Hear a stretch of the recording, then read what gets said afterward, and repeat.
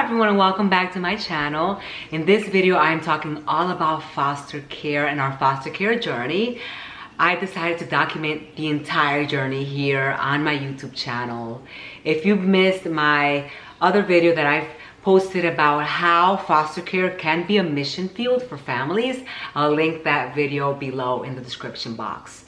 So I'm so excited to just share this entire journey with you all. If you're new to my channel, we are a large family. We have 5 children and they range from ages 4 to 13.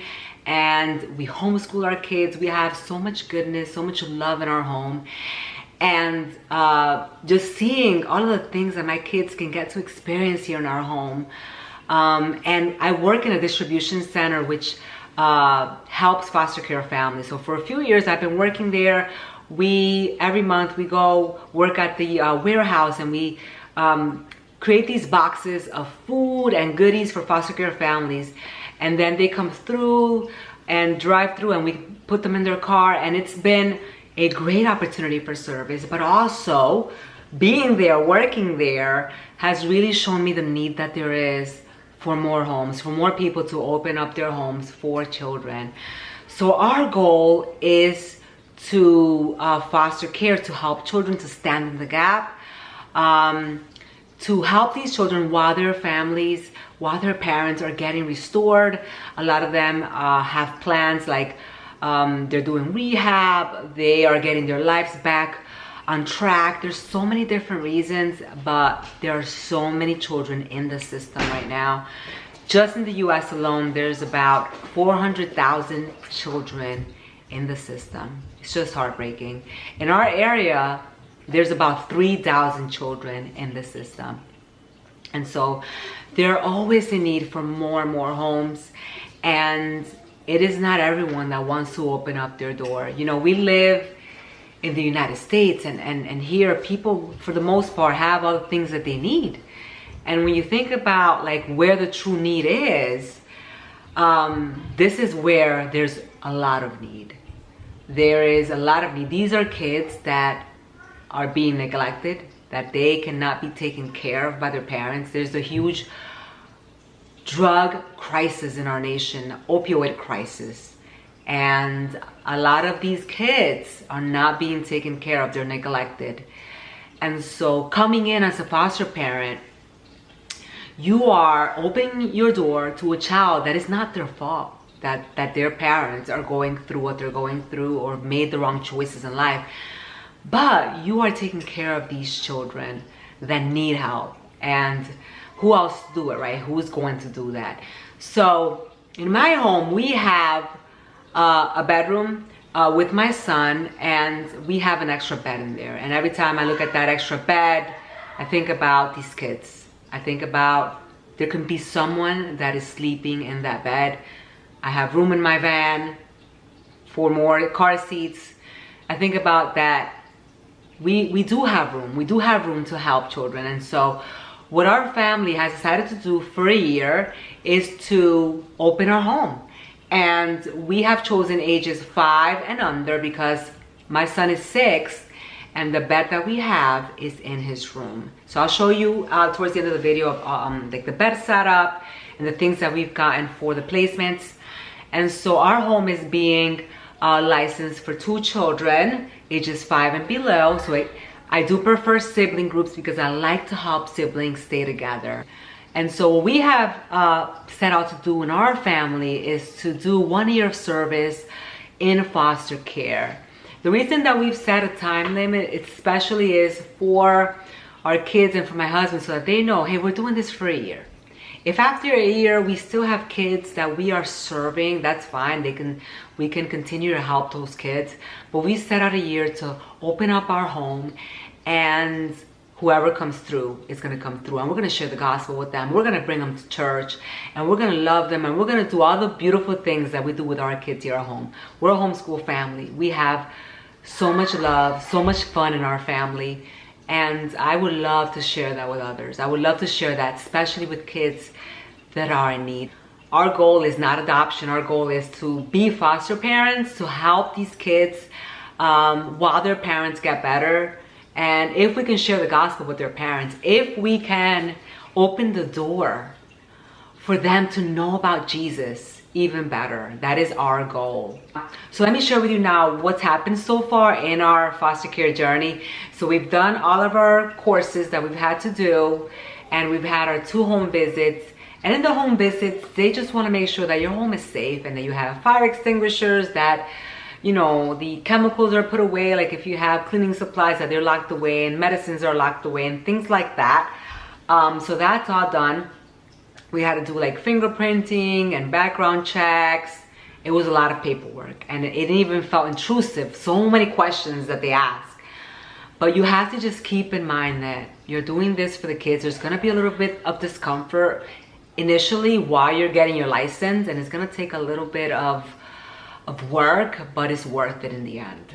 And so that's what we've done so far. Because our home is being licensed for kids 5 and below, we've had to get a crib, and I'm gonna show you that all. So what I'm gonna do is I'm gonna now go ahead and take you a little closer and show you the things that I have so far for our placement. So we should be getting our license soon, and then soon after we get our license, we should be getting a call any day. And we're so very excited. The kids are excited. And we're excited to be able to help in this way. We're not the type of family that we can get on an airplane and we can go do mission work with all our kids. So for us, finding this to be our mission work as a family, to help these foster care kids, to share with them the love that we share with our own kids is our goal. So what I'm gonna do now is I'm gonna show you what I have here in my home so far. I also have to go shopping for a pack and play, so I thought I'd bring you guys along in my shopping. I try to get all things secondhand. I try to find them from friends and family, from our community, from our teachers, from church, from different places. So I try my best to not have to buy anything new. All right, so I'm gonna go ahead and take you on now and show you the things that I got. Okay, so here we are. Hi, Gabby. Hi. So far we've gotten so many gifts. These are completely gifted by friends and family. So here we have an infant car seat. So it looks in pretty good conditions. I'm gonna take the entire cover off and wash it. We have a stroller, which is also looking in pretty good shape. And it looks like one of those jogging strollers, so I'm excited that I can go jogging with the stroller. Then we also got this crib as a gift, and it is height adjustable, so you can make it go lower or higher as you would like. So this is the crib that we have in our bedroom. Ready so that if we get an infant or a baby, that we have a crib set up for the child. Once we have our placement, we will know what age we have, and if we don't need the crib, we can simply just take it down. But I think it's good to have it set up. And also, we needed to have it set up. For our license, they needed to see the crib in our room if we were being licensed for ages 0 to 5.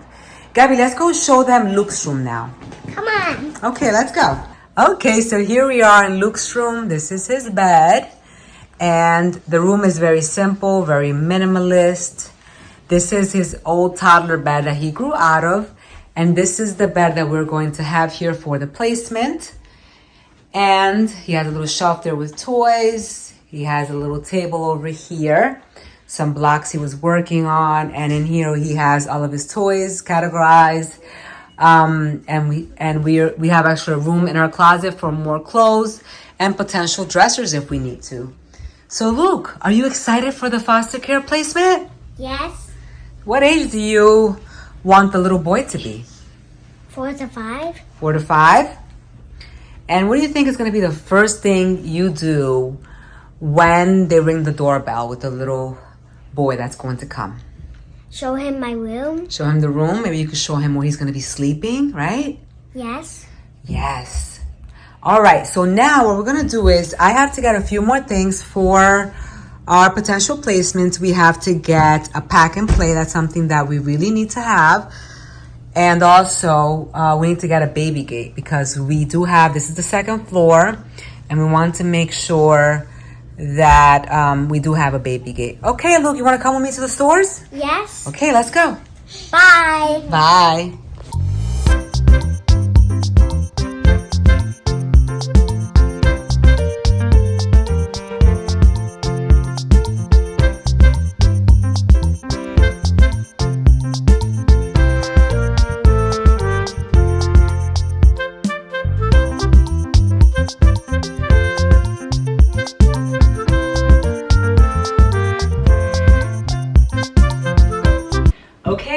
back. Here we have a pack and play. I like that it's gender neutral. It has different animals. This is the color. It's literally brand new, you guys. So I'm excited. If you're looking for baby items for your placements, first check with Facebook Marketplace, check with family and friends. Also check at your local consignment shops, at your local second-hand shops as well. I find that this is the best way to be able to find things. There are so many generous people that just even asking within your own community, you will get so many donations from people that no longer need those baby items. Okay, so the last thing that we are missing is a baby gate. We definitely need one of those, but we weren't able to find it today, so we'll continue looking, right guys? Yeah. And yes. if we find one, we'll take it here. Yes, we'll buy it and we'll bring it here. So far we have a crib, we have a pack and play, we have an infant car seat. We also have a toddler car seat that was donated to us. Most of these items were donated to us. We have the crib and the stroller. So that is all we need right now. Once we find out the age of our placement, then we'll be able to buy more things. But I think we're all set for now. Yeah. We're done shopping for today. I think we're all set. Bye. I hope you have enjoyed this foster care video, and I hope that it motivates you to want to help children in the system. You don't have to be a foster care parent. There's many ways you can help. One way that you can help is by doing respite care. Respite care is like babysitting for foster care families. For a short period, you can be 3 days, a week, 2 weeks. And there's also wraparound support, where there's support groups for foster care families where you can bring them a meal, you can babysit, you can maybe take the kids out to the park and things like that. Another thing you can do is working with teens, and a lot of them live in shelters and in foster care homes, and just going there, you know, being a mentor to the teens, helping them with skills, with finding jobs, so many things you can do. Or you can work like in a foster care support center like the one I do, and we help provide resources to foster care families. So there's a variety of ways that you can help, and it doesn't have to be being a foster care parent. But when you are a foster care parent, you have direct access and you have direct impact on one child, which is really, really amazing. Not only do you have impact on one child, you have impact on their entire family, because you're in communication with them as well. Please stay tuned on our journey. So the next thing that's going to happen is probably our placement. So you're probably going to see an update on our placement, who came into our house, how were the kids' reaction to our foster care placement. So if you don't want to miss that, go ahead and subscribe to the videos and click on the notification bell. Thank you so much for watching, and we'll see you on the next video. Bye-bye.